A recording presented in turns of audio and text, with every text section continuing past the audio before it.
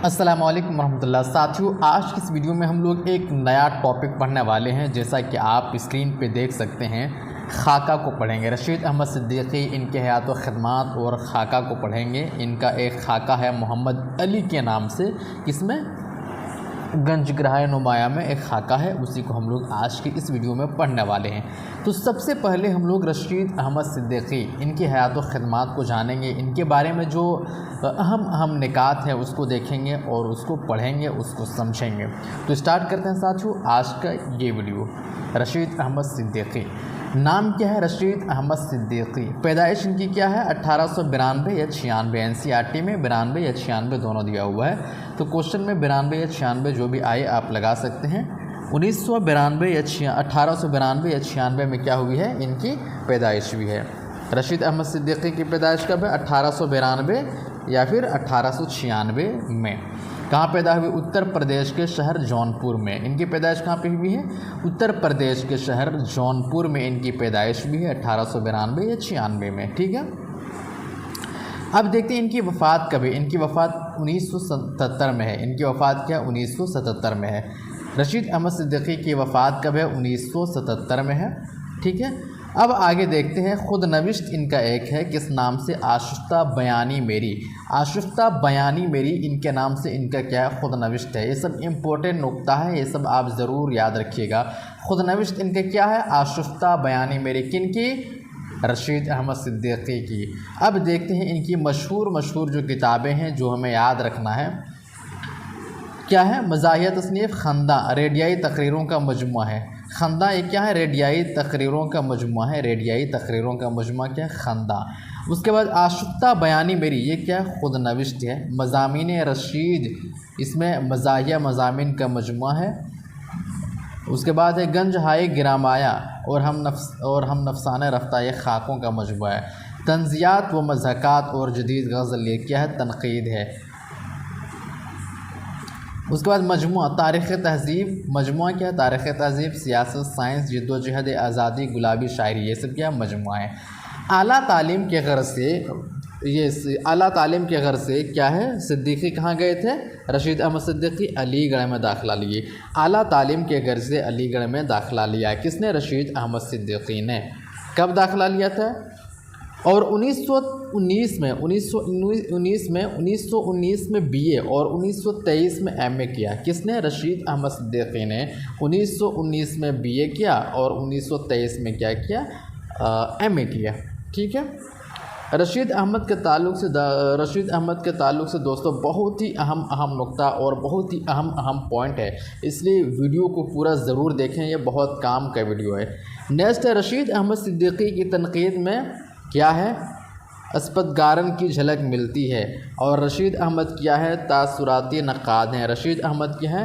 ये रशीद अहमद सिद्दीकी तासुराती नक़ाद हैं। नेक्स्ट है रशीद अहमद सिद्दीकी तरक्की पसंद तहरीक के ख़िलाफ़ थे। ये भी इम्पोर्टेंट पॉइंट है, इसको याद रखिएगा। रशीद अहमद सिद्दीकी तरक्की पसंद तहरीक के क्या थे? ख़िलाफ़ थे। रशीद अहमद सिद्दीकी क्या थे? तरक्की पसंद तहरीक के ख़िलाफ़ थे। नेक्स्ट पॉइंट है रशीद अहमद सिद्दीकी कहते हैं मेरे नज़दीक मारवाड़ी औरतें 3 चीज़ों का मजमुआ है। एक घूंघट, दूसरी गंदगी और तीसरा क्या है? गहना। ये जो इम्पोर्टेंट कौल है उसको भी याद रखना ज़रूरी है। रशीद अहमद कहते हैं कि शायरी दुनिया की मादरी ज़बान है। शायरी के बारे में रशीद अहमद सिद्दीकी की राय क्या है? शायरी दुनिया की मादरी ज़बान है। ठीक है, अगला देखते हैं। उन्हें अलीगढ़ बहुत अजीज़ था, सारी ज़िंदगी वहीं गुजारी। उन्हें क्या? अलीगढ़ बहुत अजीज़ था, सारी ज़िंदगी वहीं गुजारी। उन्हें अलीगढ़ बहुत अजीज़ था, किसको? रशीद अहमद सिद्दीकी को, और सारी ज़िंदगी यहीं पे गुजारी। ठीक है, अब नेक्स्ट पॉइंट देखते हैं। इनके मज़ामीन तंज़ो ज़राफ़त के आला नमूने हैं। रशीद अहमद सिद्दीकी के जो भी मज़ामीन हैं वो क्या है? तंज़ो ज़राफ़त के आला नमूने हैं। तंज़ो ज़राफ़त के आला नमूने हैं। रशीद अहमद सिद्दीकी उमूमन इशारों, किनायों और चुभते हुए जुमलों में अपनी बात कहते हैं। क्या है इनकी खुसूसियत? क्या है? रशीद अहमद सिद्दीकी उमूमन इशारों, किनायों और चुभते हुए जुमलों में क्या करते हैं? अपनी बात कहते हैं। ठीक है, अगला पॉइंट देखते हैं। रशीद अहमद सिद्दीकी को अदबी मज़ाह निगारी के मैदान में سب سے پہلا اور اہم ترین مصنف قرار دیا جاتا ہے۔ رشید احمد صدیقی کو ادبی مزاح نگار کے میدان میں سب سے پہلا اور اہم ترین مصنف قرار دیا جاتا ہے، ٹھیک ہے۔ نیکسٹ پوائنٹ ہے رشید احمد صدیقی کی ادبی خدمات کے اعتراف میں حکومت نے 1963 میں انہیں پدم شری کے اعزاز سے نوازا۔ کب 1963 میں انہیں پدم شری کے اعزاز سے نوازا گیا تھا؟ یہ بہت امپورٹنٹ پوائنٹ ہے، اس کو یاد رکھیے۔ نیکسٹ ہے رشید احمد صدیقی کو ساہتیہ اکادمی کے ایوارڈ سے بھی نوازا گیا ہے۔ اس سے ساہتیہ اکادمی سے بھی نوازا گیا۔ ان کا انتقال علی گڑھ میں ہوا۔ اس سے پہلے ہم لوگ پڑھ چکے ہیں کہ انہوں نے علی گڑھ کو بہت پسند کیا تھا اور وہاں اپنی پوری زندگی علی گڑھ میں ہی گزار دی۔ اب دیکھتے ہیں تصنیفات یا تصانیف غالب کی شخصیت، یہ کیا ہے؟ ان کی تصنیف ہے۔ طنز و مضحکات، یہ بھی ان کی تصنیف ہے۔ جدید غزل اور شاعری، یہ بھی کیا ہے؟ مضمون ہے۔ اس کے بعد آشفتہ بیان میری خود نوشت خندہ ریڈیائی تقریروں کا مجموعہ ہے۔ اس کے بعد ہے گنج ہائی گرامایا، اس میں کل کتنے 16 خاکے ہیں۔ گنج ہائی گرامایا، اس میں کل ٹوٹل کتنے ہیں؟ 16 خاکے شامل ہیں۔ نیکسٹ پوائنٹ ہے مضامین رشید میں کل 20 مضامین شامل ہیں۔ مضامین رشید میں کل کتنے مضامین شامل ہیں؟ 20۔ اور گنج ہائی گرامایا میں کل 16 خاکے شامل ہیں۔ یہ خاکوں کا مجموعہ ہے گنج گرامایا۔ اعزاز و انعامات، اس سے پہلے بھی ہم لوگ دیکھ چکے ہیں۔ رشید احمد صدیقی کو 1963 میں پدم شری کے اعزاز سے نوازا گیا۔ رشید احمد صدیقی کو 1971 میں غالب کی شخصیت اور شاعری پر ساہتیہ اکادمی ایوارڈ سے نوازا گیا۔ دوستو اگر آپ کو یہ PDF چاہیے تو 9546621479 پر کانٹیکٹ نہیں، آپ واٹس اپ کر سکتے ہیں، آپ کو PDF مل جائے گا۔ اب دیکھتے ہیں خاکہ نگاری۔ خاکہ نگاری کو پڑھیں گے۔ خاکہ نگاری کے تعلق سے جو بھی امپورٹنٹ پوائنٹ ہے اس چیز کو ہم لوگ یہاں پڑھنے والے ہیں۔ خاکہ میں کسی شخص کی ظاہری اور باطنی اوصاف کو بیان کیا جاتا ہے۔ خاکہ جو ہوتا ہے اس میں کسی شخص کی ظاہری کیا ہے، جسے وہ کیسے پہنتا ہے، لوگوں سے کیسے ملتا ہے، اس کا پوشاک کیا ہے، اس کا لباس کیا ہے، لوگوں سے ملنے کا انداز کیا ہے، بات کرنے کا انداز کیا ہے، یہ کیا ہے؟ ظاہری خصوصیت ہے۔ اور باطنی کیا ہے؟ وہ کیا پسند کرتے ہیں، کیا نہیں پسند کرتے ہیں، وہ کیا سوچتے ہیں، ان کی سوچ کیا ہے، یہ سب باطنی اوصاف ہیں، ٹھیک ہے۔ خاکہ انگریزی لفظ اسکیچ کا ترجمہ ہے۔ خاکہ کیا؟ انگریزی لفظ اسکیچ کا یہ ترجمہ ہے، ٹھیک ہے۔ خاکہ نگاری کا اصول کیا ہے؟ خاکہ نگاری کا اصول ہے خاکہ نگار اسی کا خاکہ لکھ سکتے ہیں جن کے بارے میں بخوبی واقف ہیں یا بخوبی اس کے بارے میں جانتے ہیں، اسی کا خاکہ وہ لکھ سکتے ہیں۔ نیکسٹ پوائنٹ ہے خاکہ اور سوانح میں فرق کیا ہے؟ خاکہ نگار دونوں کو، خاکہ نگار اور سوانح نگار دونوں کو اس شخص کی خوبیوں اور خامیوں کے سارے پہلوؤں کی تصویر پیش کرنی پڑتی ہے۔ سوانح میں ہر چیز کو تفصیل کے ساتھ لکھنا پڑتا ہے، جبکہ خاکہ میں ضروری نہیں ہے کہ تفصیل سے لکھا جائے، یہ فرق ہے۔ اگلا پوائنٹ ہے اردو میں خاکہ نگاری کی روایت کو 20ویں صدی میں فروغ ملا۔ کب ملا؟ اردو میں خاکہ نگاری کی روایت کو 20ویں صدی میں۔ اگر کوشچن آتا ہے کہ اردو میں خاکہ نگاری کی روایت کو کس صدی میں فروغ ملا تو کیا جواب دیں گے؟ 20ویں صدی میں۔ اردو میں خاکہ نگاری کی روایت کو 20ویں صدی میں کیا ملا؟ فروغ ملا، ٹھیک ہے۔ نیکسٹ ہے خاکہ نگاری کے ابتدائی نقوش تذکروں میں ملتے ہیں۔ کہاں ملتے ہیں؟ خاکہ نگاری کے ابتدائی نقوش جو ہے وہ تذکروں میں ملتے ہیں۔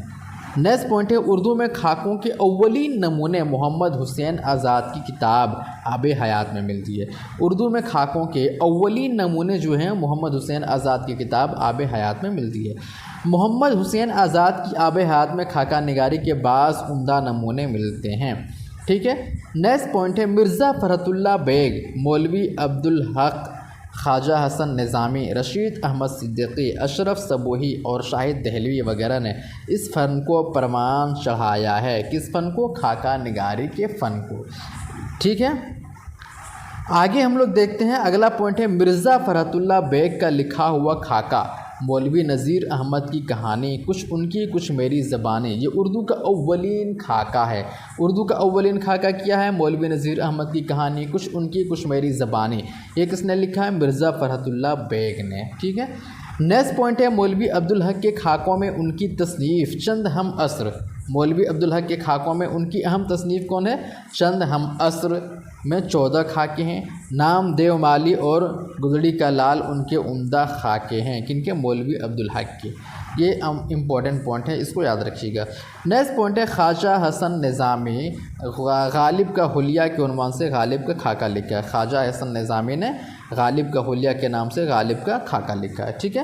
اس کے بعد ہے رشید احمد صدیقی، ان کے خاکے کیا ہیں؟ ہم نفسانہ رفتہ اور گنجہائے گرانمایاں ان کے خاکوں کے مجموعے ہیں۔ اس کے بعد دیکھیے بیگم انیس قدوائی، اردو کی پہلی خاتون خاکہ نگار کون ہے؟ بیگم انیس قدوائی۔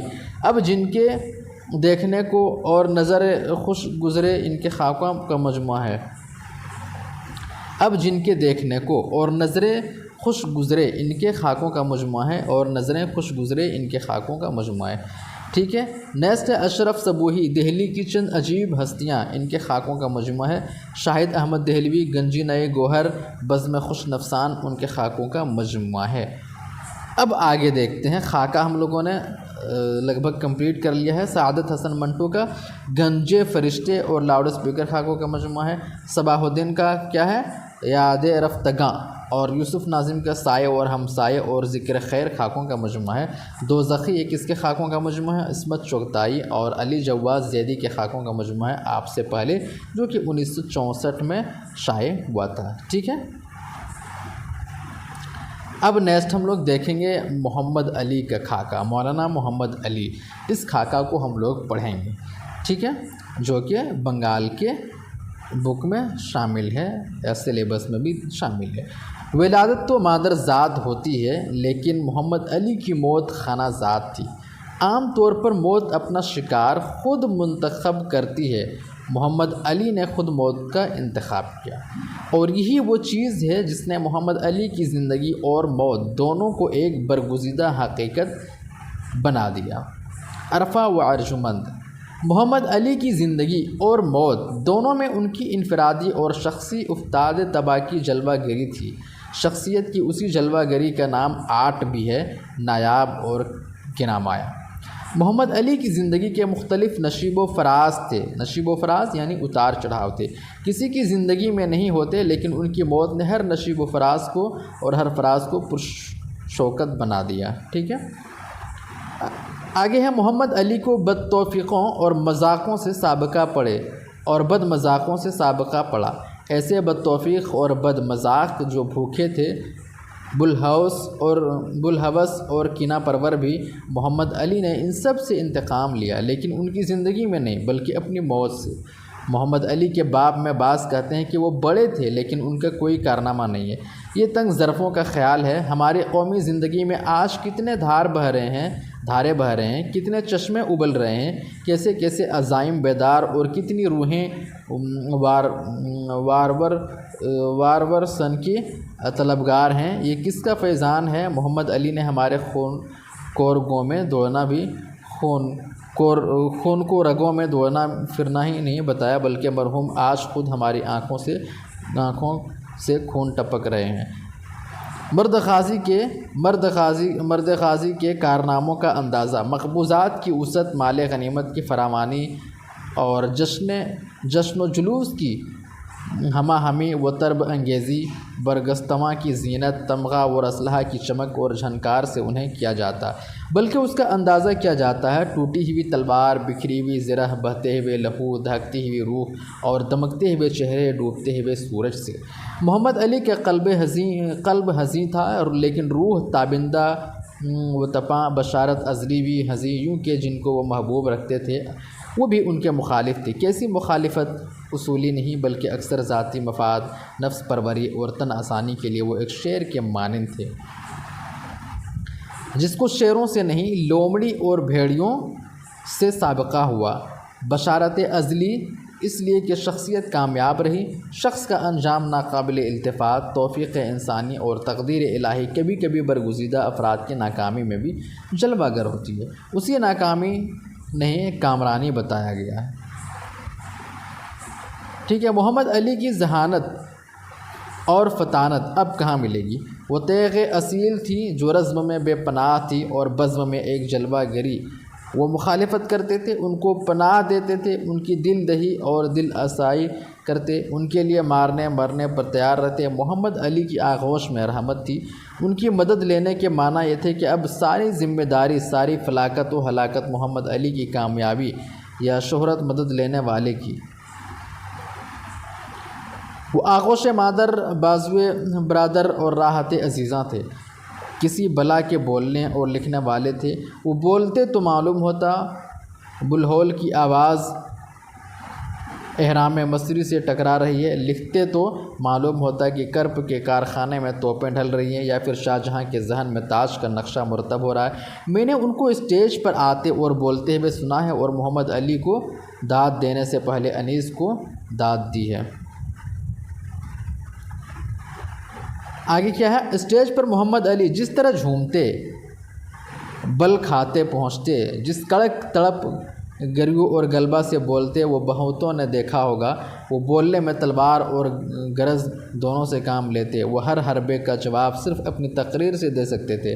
محمد علی پر دولت و شہرت کی بارش ہوئی۔ محمد علی نے ان دونوں کو سیلاب کی طرح بہا دیا۔ دونوں نے مفارقت کے بدنامی اور مفلسی سے بھی سابقہ پڑا، لیکن یہ چیزیں جسم و جان کی تھی۔ ان کی روح پاک تھی۔ طاہر کیا معلوم زندہ رہتے تو کیا ہوتا۔ بوروائے بوذر اور سریر سلیمان کو یکساں سمجھنے والے کی موت آخر کیا شہادت دیتی۔ محمد علی کی موت کی خبر سنی، تھوڑی دیر کے لیے یقین نہیں آیا۔ رہ رہ کر یہ خیال آتا رہا کہ محمد علی کو آخر موت نے زیر کس طور پر کیا ہوگا، زیر کس طور پر کیا ہوگا، خود موت پر کیا گزری ہوگی۔ پھر سوچنے لگا کہ اگر قضا و قدر چارہ کار پیش کرتے کہ محمد علی کے بجائے ہندوستان کے کسی مسلمان لیڈر کو حوالے کرو، یہ سوال آتے خدا جانے یہ فیصلہ دل میں کیسے آیا۔ بہت جلد اور بڑی قطعیت کے ساتھ محمد علی کے بدلے میں مسلم ہندوستان کا بڑے سے بڑا لیڈر دیا جا سکتا تھا اور اس کا ماتم نسبتاً کم ہوتا۔ لوگ آرزودہ نہ ہوں، انسان کے دل عجیب خیالات آتے رہتے ہیں۔ انہی خیالات کو کبھی الہام قرار دیا جاتا ہے اور کبھی یہ محمل بھی ہوتے ہیں، لیکن ان کی عجیب تر ہونے کے معنی ہمیشہ محمل ہونے کے تو نہیں ہیں۔ محمد علی میں کمزوریاں بھی تھیں، لیکن ان کی کمزوریاں ایک اچھے شعر کی کمزوریاں تھیں، جن سے شعر کے لطف و بے ساختگی میں کوئی فرق نہیں آتا۔ ملک و ملت کی جنگ اب بھی جاری ہے، لیکن نعرہ جنگ خاموش ہے۔ فتح و شکست تو اسی لیے بنائے گئے ہیں کہ فتح و شکست ہوتی رہے، لیکن جنگ آزما کہاں ہے، شہادت کس کو نصیب ہوگی۔ ایسا حسین کہاں جس کی خود یزید کو تلاش ہو۔ آئیے جہاں کل فاتح بیت المقدس نے سر جھکایا تھا، وہاں آج محمد علی کے معراج منائیں۔ تو یہ تھا دوستو محمد علی کے بارے میں خاکہ۔ ہم لوگوں نے آج کی اس ویڈیو میں خاکہ کے بارے میں پڑھا، رشید احمد صدیقی کے بارے میں پڑھا اور ان کا جو خاکہ ہے وہ بھی پڑھا۔ دوستو اگر یہ ویڈیو آپ کو انفارمیٹیو لگا ہو تو پلیز ویڈیو کو لائک کیجئے، چینل کو سبسکرائب کیجئے اور سبھی تک یہ ویڈیو ضرور پہنچائیے۔ شکریہ۔